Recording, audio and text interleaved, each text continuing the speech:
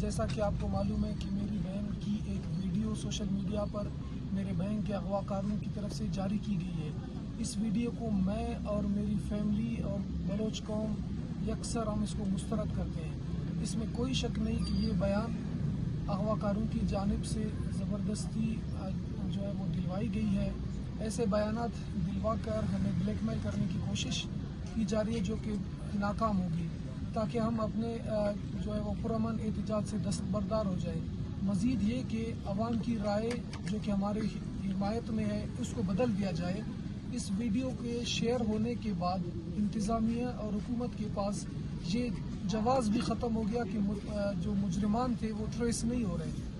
کیونکہ جس اکاؤنٹ یا کنٹیکٹ نمبر سے سب سے پہلے یہ ویڈیو شیئر کی گئی ہے، اس اکاؤنٹ نمبر یا جو کنٹیکٹ نمبر ہے اس کی مدد سے مجرموں کو آسانی جو ہے وہ پکڑا جا سکتا ہے۔ اس ویڈیو کے جاری ہونے کے باوجود بھی اگر حکومت مجرموں کو گرفتار نہیں کرتا اور میری بہن کو بازیاب نہیں کرتا تو میں سمجھتا ہوں یہ نہ صرف ہمارے ساتھ جو ہے وہ سراسر ناانصافی ہوگی، بلکہ ہم یہ تصور کریں گے کہ جو انتظامیہ ہے وہ جان بوجھ کر جو ہے وہ مجرموں کو پناہ دے رہی ہے۔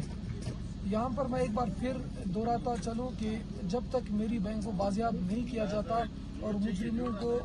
کڑی سے کڑی جو ہے وہ سزا نہیں دی جاتی، ہمارا دھرنا جاری رہے گا اور ہم اپنی جو احتجاج ہے اس میں مزید شدت لے کے آ جائیں گے،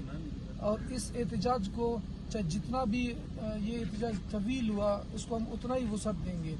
میں حکومتی اداروں، انسانی اور خصوصاً جو عورتوں کے جو حقوق کی تنظیمیں ہیں ان سب سے میں اپیل کروں گا کہ مجھے اور میری فیملی کو اور میری بہن کو جو ہے وہ انصاف دلانے میں اپنا کردار ادا کریں۔ میں بلوچ قوم کا بے حد مشکور ہوں، ان کا میں بے حد شکر گزار ہوں کہ وہ مشکل کی اس گھڑی میں میرے ساتھ چٹان کی طرح کھڑی ہے۔ میری قوم نے مجھے یہ باور کرایا ہے کہ اسما